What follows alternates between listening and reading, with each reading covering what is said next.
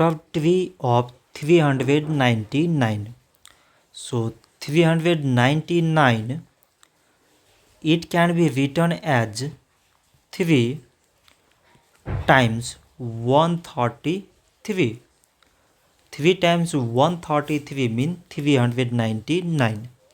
Now 133, it can be written as 7 times 19. 7 times 19 means 133. So now we select prime numbers in all these numbers. So prime numbers here is 3, 7 and 19.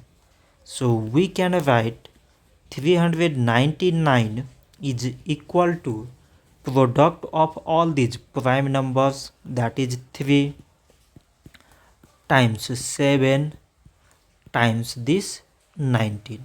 So this much for today, and thanks for watching.